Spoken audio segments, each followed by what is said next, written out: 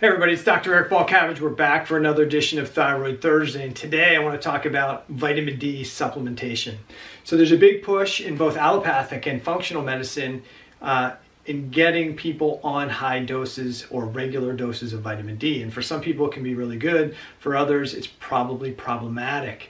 One of the big pushes, especially in the Hashimoto's community, is that high dose vitamin D can suppress the adaptive immune response, decrease T and B cell activation. So we'll have lower antibody production potentially, and potentially less destruction on the thyroid gland with high dose vitamin D. That's possible, but here's the issue. Vitamin D, if you over consume vitamin D at high levels can cause increased osteoclast activity and increased bone demineralization. So not necessarily what most people are looking for, osteopenia and osteoporosis. So I'm going to give you some guidelines as to what you need to do before you start supplementing with vitamin D. First of all, we have to talk about the two forms of vitamin D. Most people only get 25 OHD tested. And so a doctor will say, hey, 25 OHD is less than 30, then we need to put them on high dose vitamin D. The problem with it is there's both 25 and 125 OHD. So this is the inactive form, and it can convert in certain situations, especially inflammatory situations, to the 125 OHD, which helps support the immune response and calm that immune cascade down. Here's the problem. If you only test 25 OHD, you don't know if that 25 OHD is over converting to the 125 OHD. So we have to run both 25 and 125 before we determine if we need to support or supplement you with vitamin D. So if you have blood work done and your 125 vitamin D is below the lab range, okay, the optimal range, and 125 OHD is below the optimal range, then we probably want to support vitamin D. How do we do it? Well, you can take vitamin D supplementation.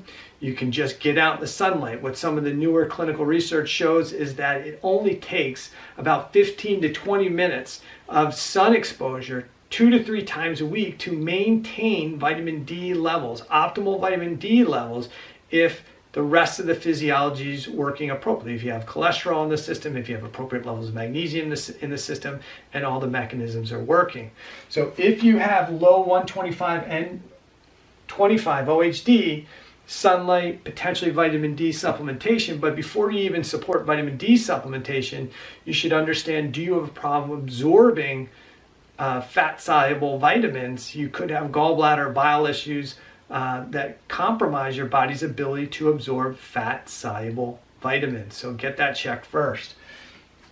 If your 125 OHD is low, but your 125 OHD is increased, don't support vitamin D. The body is converting the 25 OHD to the 125 form. So even though it looks low on your lab report, it's low on purpose. The body's increasing that activation to the 125 form as a result of the immune inflammatory response that's going on. It's trying to address something.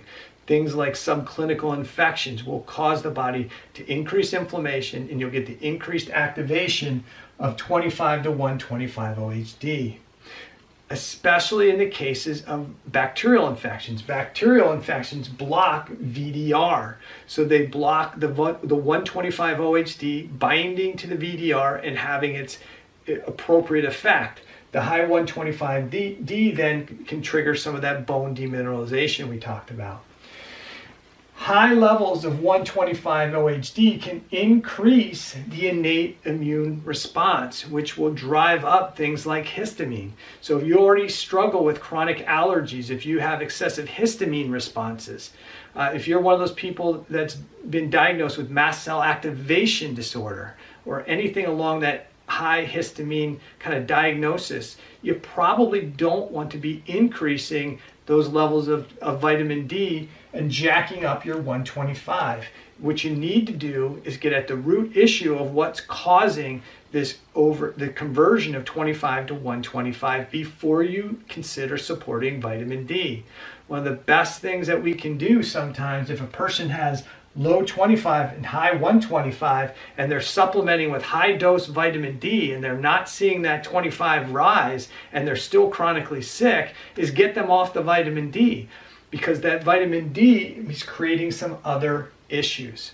So if it's high 25 OHD and low 125 OHD, it may be because the body is actively deactivating the 25 OHD to 24 OHD.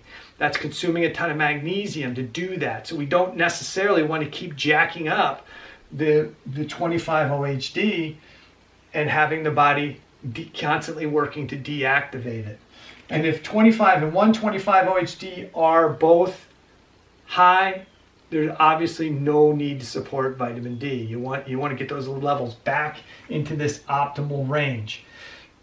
If you have low 25 OHD before you get yourself on vitamin D support, whether you're deciding to do it or your doctor's deciding to do it, make sure you check your 125 OHD. If it is elevated, do not take the vitamin D. If you already have osteopenia or osteoporosis, increasing your vitamin D in a situation, especially when there's bacterial infection, will not help you. It is going to probably create more osteopenia and osteoporosis, okay? So always work with a functional medicine practitioner when it comes to deciding whether you should do support with vitamin D. Make sure you always get 25 and 125 OHD tested, okay? Hope that helps. Take care and look forward to another Thyroid Thursday.